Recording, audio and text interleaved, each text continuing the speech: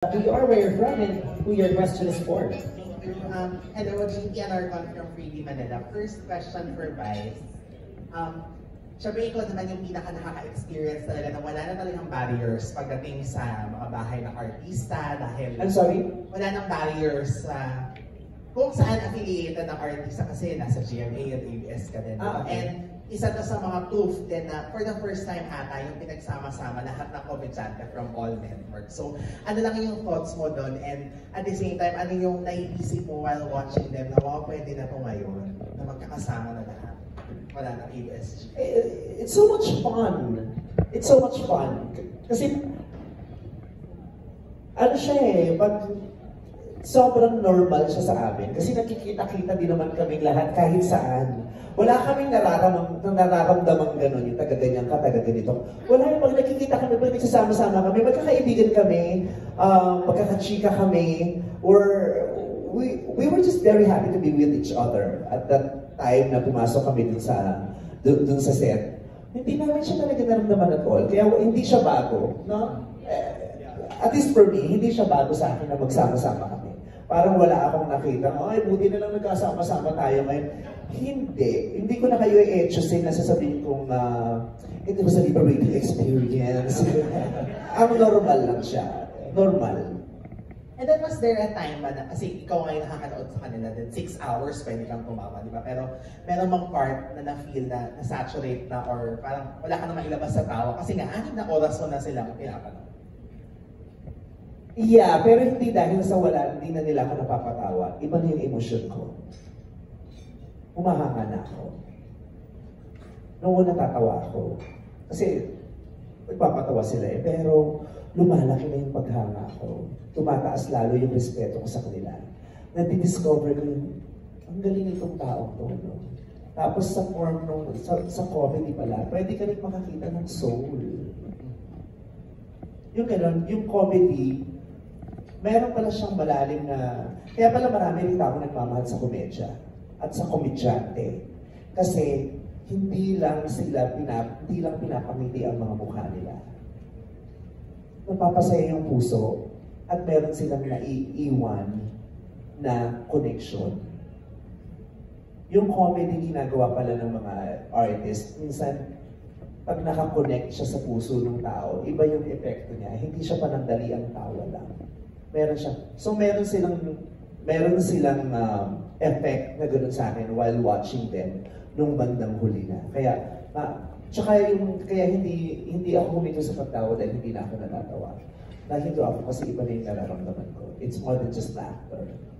Thank you, Vice. Then, sorry, may question lang for Miss Rufa May kasi ito yung taon ng pagbabalik mo, di ba, after ng panahon na napahinga ka from doing showbiz. Yes. So, ano lang yung yung mo din. For real. For real na talaga. Anak ko kasama ko na Kasi makakala nyo aalis na naman. Hindi na, dito lang. So, when you say na super worth it yung naging umpisa pa lang ng pagbabalik mo with this show? Kasi, yun nga, naging ka. Hindi, ano nga yun, yung pagbabalik ko, ngayon lang. O tapos, worth it ba na yung desisyon na bumalik ulit because of this show? Super worth it. Talagang after this, pwede nang kahit na huwag ka muna mag-show. Diba? Pero kailangan kay Rocky. Diba? Para may income. Pero I'm just saying na pagkatas nito, hindi ko na alam kung ano pang susunod na pwedeng mas maganda pa dito. Kumbaga para sa akin, sa 30 years ko dating nagpapatawa, iba to Kasi talagang yung Gen Z na din, kumbaga nakahabol pa ako. Diba? Ito kasi Gen Z din, diba? Ako, anong Gen ako direct? Lahat sila, ibig sabihin, alam naman natin kayo nga bago na si Rose lang yata yung kabatso. Diba? At si Rolly. So, hindi ko naman sinabing may edad na sila. Sabi ko na nag-umpisa noon. Diba? Ito naman ako kaagi. Hindi, so, ano nga yun? So, I'm back at masasabi ko na masaya talaga. At tama yung sinabi niya. Sinabi niya nga, di ba? Ano na lang? May At saka, connection and the soul. Nakinig ako. At saka siya yung after nung last taping day natin, siya yung bumuo ng chat group. Oo. Bumuo siya ng chat group. Pero wala naman ako natanggap na text. Parang binuubi ako. Hindi kasi siya nakakaya. Pero nahilig Kasi na nga, naman. okay ko tinasgal mo ako sa chat Hindi, group. nag-text ako pero one-on-one lang. Ayun lang. Nakakawin mo siya ng chat group. Pero nag-message siya, 1 hour. Alam mo na kami. Ay, yung pangalan ng chat group namin, ano? Groupamate. Groupamate. Kasi baka busy Groupamate. pa niluluwan. Malakas ang influensya ni Rupa May talaga. Si chat group, grupo. Ayun, so ano nga yung tanong mo kung masaya? Masaya, masaya. Huwag mo kawain! Nakakala ko lang, huwag mo kawain. Actually ko na lang din nung na-offer siya sa'yo kasi nga bilang kasama to sa mga project na Yun, ginawa mo. oo, syempre, actually kasi second ko na sa kay Direk. Yung una natin sa unit and prime video sa Thailand ginawa. So, ngayon, yung pangalawa siya, umpisa pa lang sobrang excited na ako. Tapos yung pangalawa, syempre mas na-excite ako. Pero, sakto lang. Pero na-excite ako. Tapos sabihin. Kaya lang hindi namin, hindi ko alam kung sino mga kasama. So parang, ang hirap naman na itodo ko na yung kaligayahan. Pero nung nalaman ko nga na ito, parang, ay tingnan mo, wala muna akong ginagawa. Ito lang ulit this year. Kasi inabangan ko talaga na ito muna. Na ito lang, sulit na. Kasi after nung siya Kailangan- nakaipon din siya, kasi 2.5 per day. Oo, hindi pa nga po. Insurance. Hindi. So yun, commercial lang, tapos ito. Pero sabi ko, antayin ko muna to kasi maganda to. Kasi ngayon, after this, dito na. Tuloy-tuloy na kasi na-excite ako ulit sa comedy ko. Dahil yun nga, the new generation, before and after. So, before and after, so now. Todo na now. Thank you so much po and congratulations sa lahat.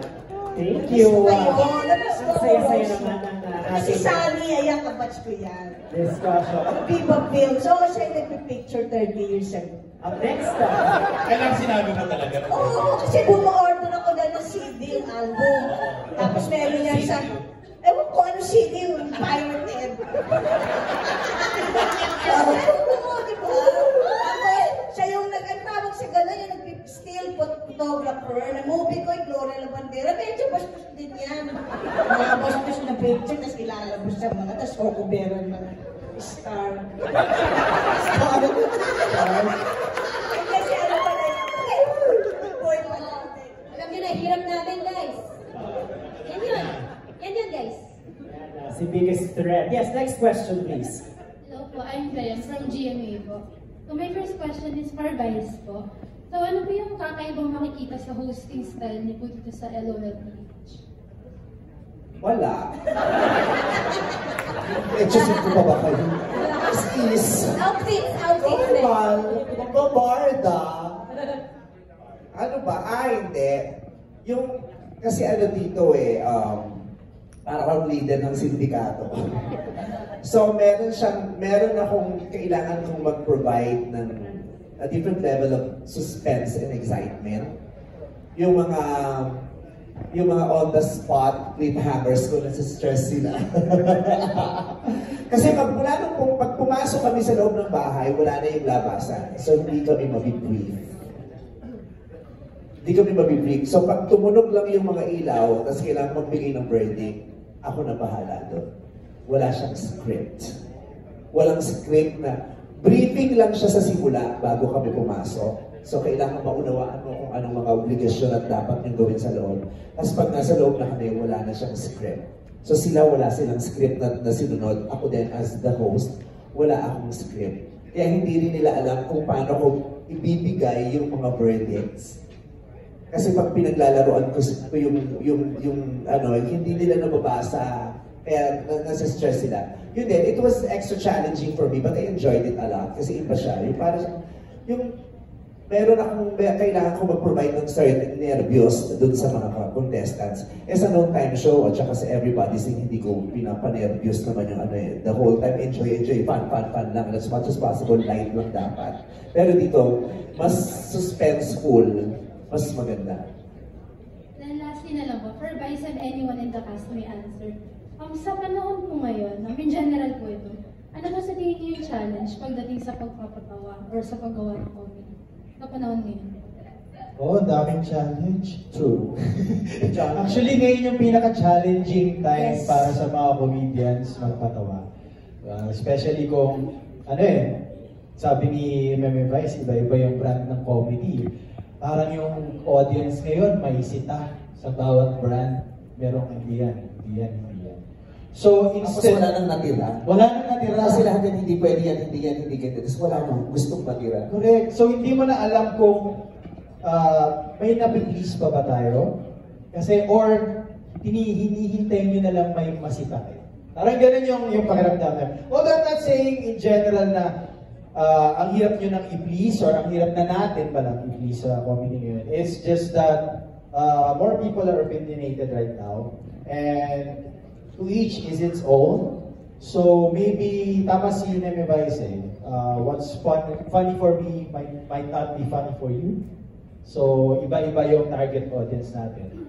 Ang hirap lang pag generalize na bad comedy.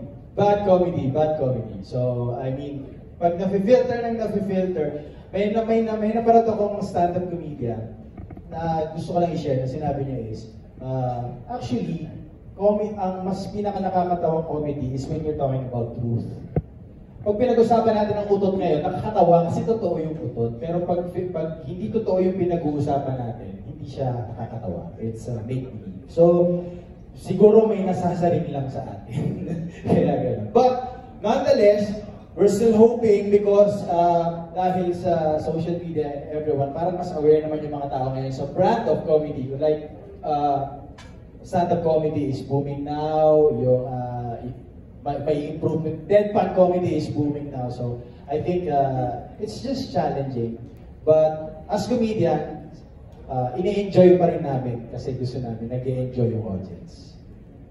Si teatro daw siya. Kanino, joke ako yun. Alright. If I want to add, may I add in something? Go, add. Kanino it was asked ng round table na natatakot ba kayo about cancel culture? I think Gerald already touched on some things about that. Pero I think Vice being at the helm of this show, and he's constantly in hot water because of what he's saying about particular social issues, I think mapangahas maging more than comedians, we are artists on different levels. We can sing, we can act, we can dance. Napaka-broad na terminolohiya ito, pero proud ako na puro artist na genuine yung kasama ko sa show na to. And having somebody like Vice who's courageous and brave enough to talk about things that aren't normally talked about, pushing the envelope most of the time because we really need to make these professionals, these experts, laugh. So it's a highly competitive environment. Hindi kami napupulis or nakiklip yung wings namin kasi siya mismo nagsasabi sa amin, gawin niyo yan,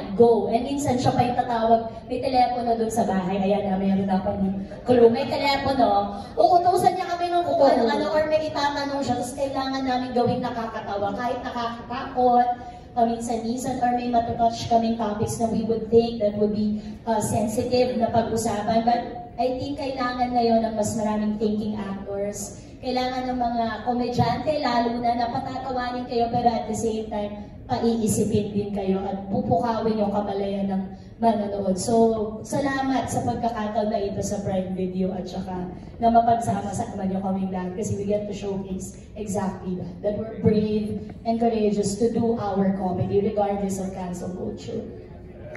May gusto rin akong i-add. Kasi kanina you asked kung ano yung bago sa si Meme Vice yung nag-host, so dami niya ng ginagawa. Kanina din kasi nasagot na rin yun dun sa Pocket Press Con din kanina na meron kasing ginawa si Meme dito na walang script, diba? Papasok siya. Na hindi lang kami ang kinabahan. Pati ang crew, pati ang lahat, everyone, sila direct. Kasi grabe, siya lang yung nag-isip ng kung anong gagawin doon sa situation na yon. At dito nyo talaga makikita kung gaano siya gagaling sa craft niya. So, yun na. Abangan nyo. All right. So actually, that's all the time we have for questions. So very quickly lang, I'm going to ask every member of the cast to please invite our audience to watch the show. Very quickly, yes, please. Start tayo with Peggy. Ayan, sa July 4 na po yan. Okay. Bayaran daw. Huwag na daw. Ite-text ko na lang kayo sa GC. Kasali sila, kasali sila. Group chat pero solo na. Hindi ko sineseryoso. So ngayon, yes, natalo. Si Reggie talaga, mabilis mo siya kausap. Kahit sa dog kids, pag sinabi mo sa kanya, Reggie, huwag yung itapon mo, hindi niya itatapon. Hindi talaga ko talo. So we have room for one more question. Yes, and then after that, basically what we were trying to accomplish earlier. Yes. Hello, sorry. Tony from Subselfie.com online magazine. Actually, Tony! Tony!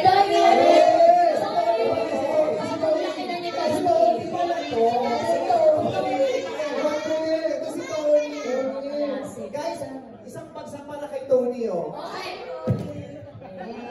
Di ba, Nick? Isang bagsak para kay Tony, sabi Nick. Dalawa, bilis ka usap. well, actually, this goes for the showrunners. Kasi hindi pa yata natakal, but I'd like to ask on the complexity of the production. Maybe you can share direct and the Ano yun? Complexity. Section. Interpreter tayo sa Reflection. Hindi nyo kasi sinali sa GC eh.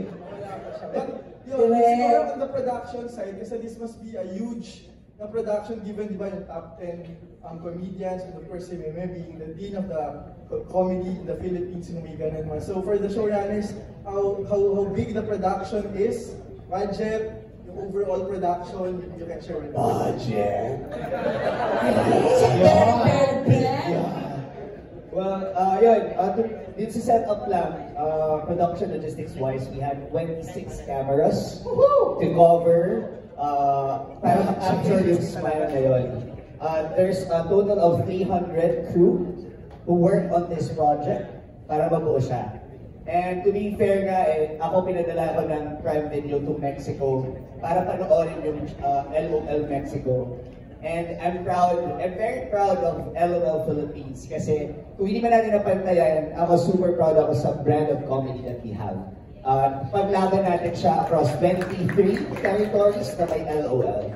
So, seryoso, inaral ko sila inaral ko yung ibang territories and it's very different when it comes to Philippine comedy. So, yun sa technicalities. Inaral niya ang mga territories. Yes, Sa kanino talaga na ang West Philippines? Diba, sabi ko sa inyo. This is what do you call this? A fact. Si Vice na host na from LGBTQ. Wow! Yeah, so we'll have our other showrunners answer the same question. So how was the whole production undertaking like for this show? So ang katian namin, because we're co-showrunners, so Dov really took care of the technical and creative, but the cast and everything else, I am his backup dancer. So I think the most challenging for us is putting together the cast. Because you have to consider so many comedians. I mean, we didn't have any other option but to get Vice as the host. Siya talaga. Wala talagang iba, si Vice talaga. Now, of course, the 10 contestants, we really needed to look at each and every one to make sure na iba-iba sila. To represent all kinds of comedy, to represent all brands of comedy. Because that was very important. Kapag nasabi ni Vance, iba-iba naman talaga ang take ng comedy sa ating mga Pilipino. Merong physical, merong salita lang, merong expression, pero importante sa amin na mabuo yung cast na talagang magkakaroon ng chemistry because that is where the comedy will come from. Right? Otherwise, dapa kung hindi mag-gel yung 10. So I think that was very, very crucial. And of course, dealing with each one of them. Kasi iba-iba sila eh. So, and then making sure, no, putting together the brief, putting together, and I think it was hard for us to decide, is this kind of comedy possible? Kasi syempre, not everything can be shown, right? So,